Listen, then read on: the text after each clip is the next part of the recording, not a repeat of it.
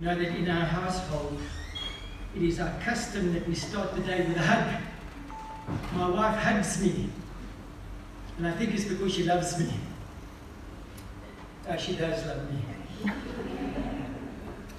We are living in a world that really seems to be broken. Not many years ago, when I say not many, I am talking maybe about at least 10 years ago. I went to go and see a young lady by the name of Yolanda. I think I have shared this with you before, but I want to start off with it. She had found on her body a mole that was cancerous, that was malignant. And it's terrible what cancer does to people. And she was quite advanced already, and it really had gripped her within 6 months. From a beautiful, strapping, well, that's more for men, strapping is for men, eh? Beautiful young woman. What I saw of her was just almost flesh and bone. Her eyes had sunk back into her head. They were closed. She looked as if she had been chewed by the devil and spat out. And I remember this friend of mine asking me if I wouldn't mind please going to see this young lady. I didn't really know her. And when I arrived at the house, the parents were there and family members were there, and she had been sent home because the doctors could do nothing further for her. But somehow in my mind, I was oblivious of what cancer is really like and what it does to people. And, I had my Bible in my hand and I walked in, being very, as they teach you, thinking, very considerate about their feelings. And I walked in with my friend, and in the room where this young lady was lying on the bed, it was just her parents. And as I walked into the room, I don't know what I was supposed to expect, but I looked down at the bed, and there I saw this broken, beautiful young woman, scarred with having been on planet Earth. Sin had ravished her. Not her own sin, the sin of Adam had ravished her. When I looked at her, I was so shocked. And they say that the eyes are the portal of the soul. If any of you want to know how I am, you just have to look deep into my eyes. Now, if I don't want you to look into my eyes, I will look down. Because I don't want you to see always what's going on in my eyes. And as I looked at this young woman, I was shocked, and I knew that this shock would actually be revealed in my face. And these people had called me that in some way I would be that ray of hope. But as I looked at her, I was shocked, and I looked down and I walked around to her side of the bed, not looking up at all. I took the young girl's hand in my young lady's hand in my hand, and as I took her hand, she groaned. And I realized that just my touch was bringing excruciating pain to her, no matter how softly I touched it. And I looked at her, and I did not want to look anywhere else, because as I looked at her, I was thinking to myself, Lord, is this what we gain from being in the world? I wonder how many people, if they could see what I was looking at now, would actually relish being here. The devil is successful in blinding us to what's really going on. And this was a rude awakening to me. To such an extent that I'd come almost arrogantly, almost like I was in charge, and I felt that my legs had just been chopped off underneath me. And I'd come with oil to anoint her, but I felt so totally unprepared. And I turned to my friend and I said to him, he could see that I was emotional. And I said to him, Bruce, I'm sorry, but I need to go and prepare. But I said this to him softly. But I took her hand and I just prayed. General prayer. Lord, be merciful towards us. We are sinners. Lord, please be merciful towards us. Finished my prayer, walked out. I had nothing. I didn't even want to make eye contact with anybody because I really thought I had come prepared. When I got outside, my friend could see that I was really disturbed. And he said to me, what's going on? And I said to him, Bruce, I was not ready for this. I did not expect to see what I saw today. Now, you know, one of the problems with us is that we are so used to seeing bad things that we've grown accustomed to it. We don't see heartache in the streets anymore. We don't see people destitute in the world anymore. And yet Jesus says, when he was looking at the people, he wept. He wept for them. And he said, my people are destituted. My people are distraught. My people are sheep without a shepherd. Somehow Jesus managed to see through all of the camouflage that we put up, all our makeup, all our window dressing. He manages to see through all of that, and he actually saw the broken world. A world that has been contaminated by sin to the extent that we've grown so accustomed to it, it's almost part of our lives. And it made me think of this world. This world's an incredible world that we live in. You know that. The wife takes me for my walk every now and then. She puts my leash on, and she takes me for a walk. And I'm so glad, you know what it means when I say she puts my leash on and takes me for a walk. Sometimes I don't feel like going. But then she forces me. She gives me that look, Len, you know that look, that women know how to give their husbands. And then I listen to her. And we go out for a walk. And in the end, I turn around and I tell her, I'm so glad that you took me for my walk. Just recently we went up to, is it the 5 Dams? The 5 Dams in Constantia. You know, you go, Uncle Ron, do you know that one? You know, you go up that long winding road right up to the top of Constantia, you know, from Constantia Neck. You climb up and you go, and I'm telling you, the first part of the climb, the first time I went up there, it took about 10 hours. Well, it felt like 10 hours. I was nauseous. I thought I was quite fit. I must tell you, this time when I went up, I was like, you know, like a little lamb, you know, I was bouncing around. But you know, when we got to the top of where I got to last time, my wife turned to me and said, no, this is not the end. And we walked further, and we saw 5 dams. Now I think we need to organize a walk. And my wife would like to be the tour guide. Okay, so if you're interested in going on a hike, please call my wife. It allows me to stay at home. She will take you to go and look at the 5 dams. Beautiful. I'm telling you, we walked there, we saw things that, and I took about at least 200 photographs of everything that I saw there. After spending 5 hours on the road and walking, I think it was 14 or 15 kilometers, climbing about 70 floors, that's a hike we climbed about. We came back and I was excited. You know, planet Earth, even though we have all these tornadoes and somehow we have all of these floods and somehow we have all of these terrible things happening on planet Earth, these fires, somehow it's still beautiful.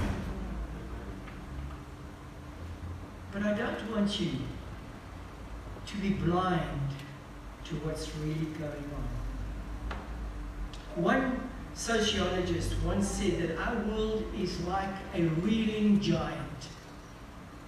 Beautiful woman. You know, Revelation chapter 12 verse 1 tells that this church, the church of God, is a beautiful woman, dressed in the sunlight, standing on the moon, wearing a crown with 12 stars.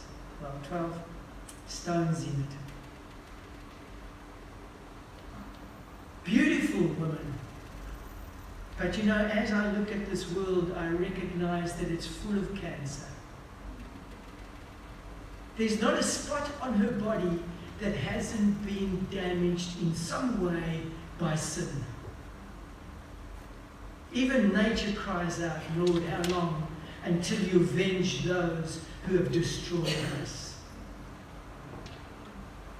How long until you bring them to justice? You know, and I hear the world is crying out.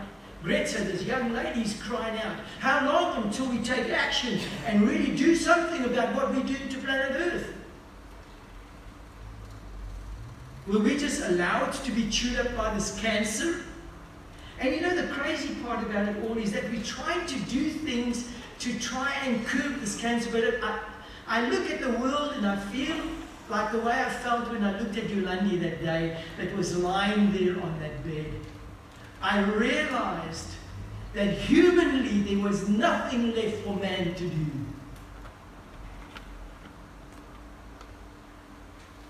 But I also want to remind you, dear friends, and I want you to go back to Luke chapter 12 with me, because I want to draw your attention to something there. Yesterday, looking at the news, I hear that in Venice, the water's risen so high that it's flooding the streets.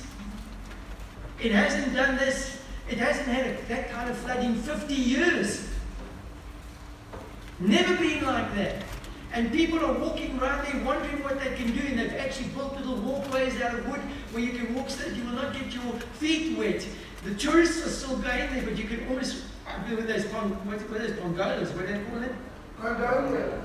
They can almost go with those things on the roads. Venice, we know, was actually built on water. But now that the water has risen, there's a problem. My wife was telling me that there's, in actual fact, advertisements going out to go and visit a particular island, that if you don't get to see that island in the next while, you will never be able to see it because it's going to be covered with water. So there are specials for people to go out and see the island as it is now. They're talking about the polar caps melting and that there's going to be a worldwide flood. We spoke about this last time, you remember. In Australia, there are fires that are destroying things like anything. The same happening in Los Angeles. Fires that are uncontrollable.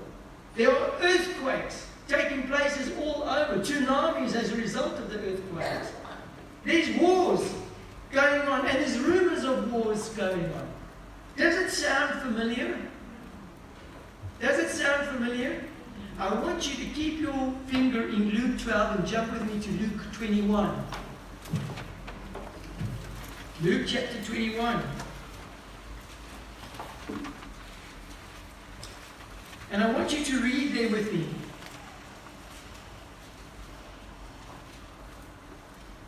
Verse 25.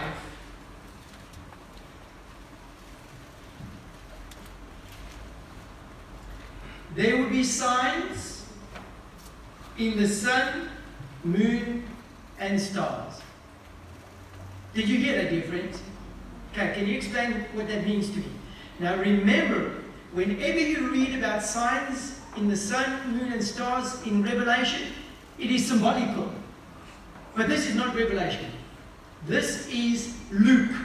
It's a literal thing. And when I read about sign in the sun, moons, and stars in Luke, it literally means the sun, moon, and stars. Do you understand that? Now I wonder why it says there will be signs in the sun, moon, and stars. Why do you think it's that God, in His mercy, has allowed for us to find signs in the sun, moon, and stars. Do you know that 1 Corinthians, okay, keep your finger, I've got it in two places. You've got in Luke 12, Luke 21, and I want you to go with me to 1 Corinthians chapter 14. Now, I have shared this with you before, but you are people who have the commandments of God, who keep the commandments of God, and hold to the testimony of Jesus Christ. Isn't that true? Here is the faith of the saints. Here are they that keep the commandments of God and have the testimony of Jesus Christ. And what is the testimony of Jesus Christ? The spirit of prophecy. And sometimes we feel that the spirit of prophecy is restricted to Ellen White. It's not, dear friends. The spirit of prophecy means that we are people who study prophecy. And the book of Revelation is a prophetic book. Now you'll see why I'm saying this. Now, who are signs for? According to 1 Corinthians chapter 14, I want you to go to verse 22, and I want to read that. It says there, tongues then, and tongues is just another sign, are then not for believers, but for who? For unbelievers. But then it says there, prophecy, however, is for who? For believers, not unbelievers. Now I want you to look at something here. Who do you want to see signs? You know, there's a lot of doubting Thomases in the church. Okay, signs. Unless we see with our eyes, we won't believe. Now I want to tell you this, that God has taken the time to actually give you something who needs signs. But Jesus says, blessed are they who do not see and yet what? Believe. Believe what? Believe the words of prophecy. Dear friends, I want to tell you, Jesus said, I'm going to die. He says, but I'm going to rise. Doubting Thomas said, no ways, I don't believe that Jesus is risen. But some accepted it by faith. Who of you have seen Jesus? Then how do you know he's risen? By faith. Now, if you're a person that's living by faith, then you are a person that's a believer. But if you're a person that believes because you see, you're actually really an unbeliever. Because according to this, unbelievers need signs, whereas believers need prophecy. Now, there's a reason why I'm saying this. But I take into consideration that God knew this. God knew that there would be the church who would be a believing church, who would believe in prophecy, but he also knew that there would be a people who were out in the world who did not know of God, who were unbelievers, and God allows signs to be for them. Do you hear that? Now, if you find that those signs are means by which you are stabilized in your faith, I praise God for that. But I warn you that the devil will perform signs, that even if it was possible, he would deceive the elect. On what grounds will the elect not be deceived? On the grounds of prophecy. Do you understand? Although the world is talking now and saying there's going to be a worldwide flood, we know that the word says there will never be a flood again, a worldwide one. Why?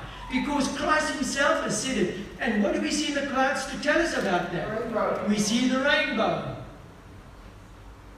And yet the world is saying a flood's coming. It's not a flood that's coming. According to 2 Peter, it's a fire that's coming.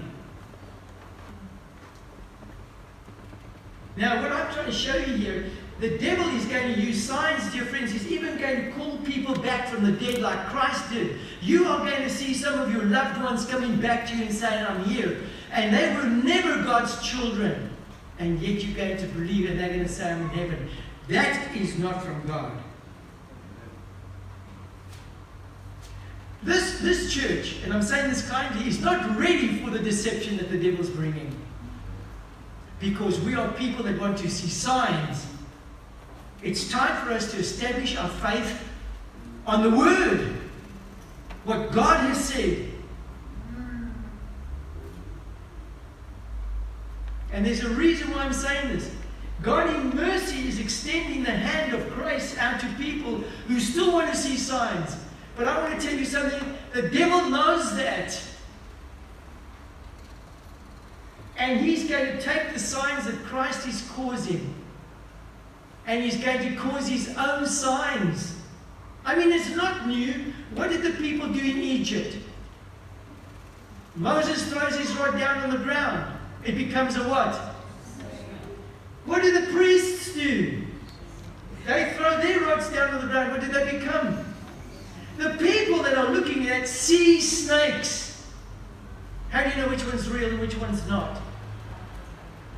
We had to have the one snake eating the other snake. Otherwise, you wouldn't have known which one was the real snake.